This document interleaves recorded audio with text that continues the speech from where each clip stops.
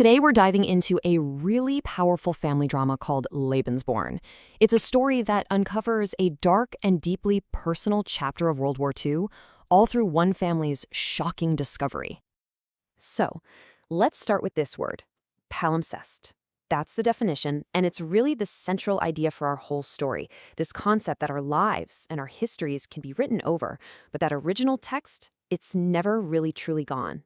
It's a theme you're going to see pop up again and again. Okay, let's get into it. Our story begins in a quiet home in Stavanger, Norway. The year is 1985, and a single piece of mail, just a simple envelope, is about to completely shatter a lifetime of peace. I want you to picture the scene. Snow is falling outside, the lights kind of gloomy, and inside, the tension is just so thick you could cut it with a knife. Astrid, who's 35 and pregnant, walks in, brushes the snow off her coat, and without a single word, hands an envelope to her mother, Ingrid. Ingrid tries to dodge the question, what is this? But Astrid cuts right to the heart of it. All that scientific jargon on the DNA test, it all boils down to this one absolutely devastating sentence. And in that moment, the entire foundation of their family just cracks wide open. So now, as you can imagine, Astrid has one desperate question. Who am I? And for her mother, Ingrid, to answer it, she has to finally dig up a secret she has kept buried for 40 years, a secret that was born in the absolute darkest days of the war. And through tears, the confession just comes pouring out. When she was just a teenager, during the Nazi occupation, she fell for a charismatic SS officer. Astrid is his daughter, and the man who raised her, Sven, he's never known the truth. The proof, Ingrid says, is locked away in something called the Lebensborn archives.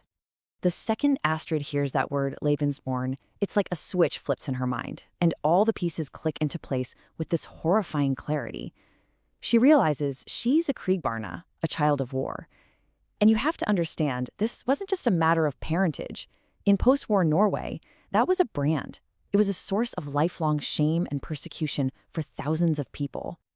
So, what was this program at the heart of this family's secret?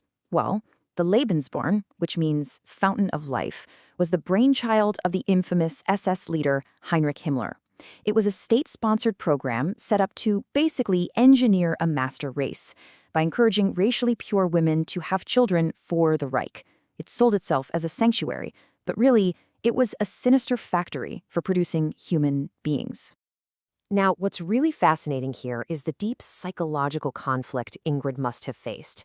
For a young, pregnant woman like her, shunned by her family and community, a Lebensborn home could actually feel like a paradise. There was food, warmth, good medical care. The state reframed her shame, calling her a heroic mother. But, and this is a huge but, this paradise was a gilded cage. The reality was a prison of ideology, a place of cold, humiliating exams to certify her Aryan purity, where kidnapped children from places like Poland were brought to be Germanized, and where there was constant pressure to just give her baby up for adoption to a loyal Nazi family. It was basically state-sanctioned gaslighting on a massive scale. And the process was just chillingly systematic.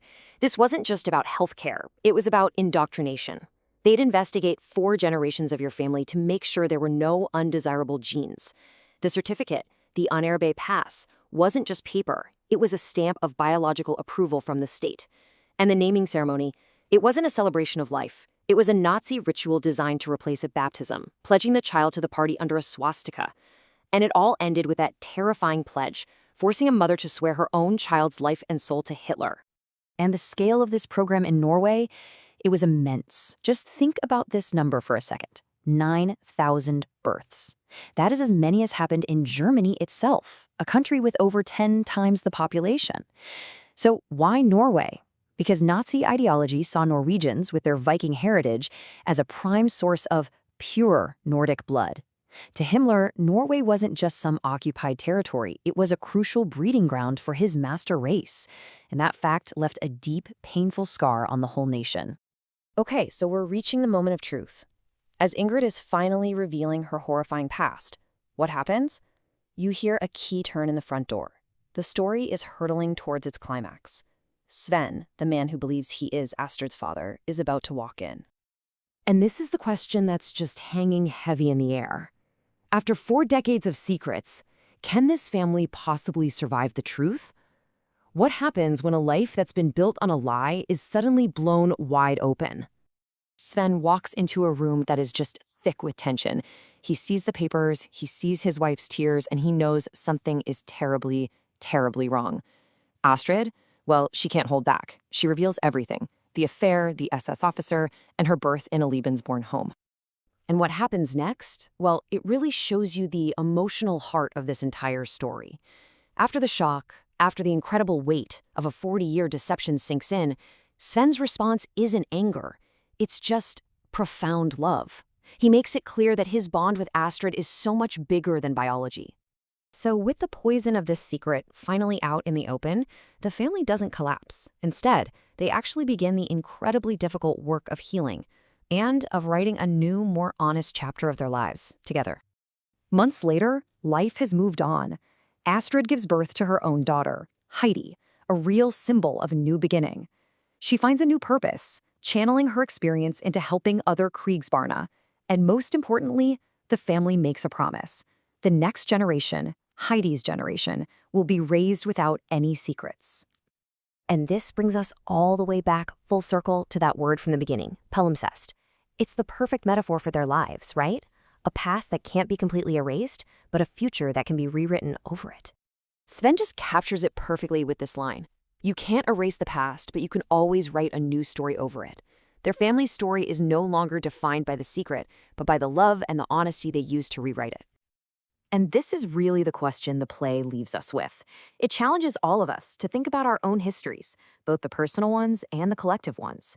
How do we confront painful truths and use them not as anchors that hold us down, but as foundations to build a better future? Of course, what we've just talked about, it really only scratches the surface. We've walked through the big plot points, but the raw emotion, the tense dialogue, the full weight of this family's journey, that's something you really have to experience for yourself in the play. So, to truly immerse yourself in the unforgettable story of Astrid, Ingrid, and Sven, you can purchase the play Lebensborn by using the Amazon link that we've put in the description below. It is such a powerful and important story, and I promise you, you won't want to miss it.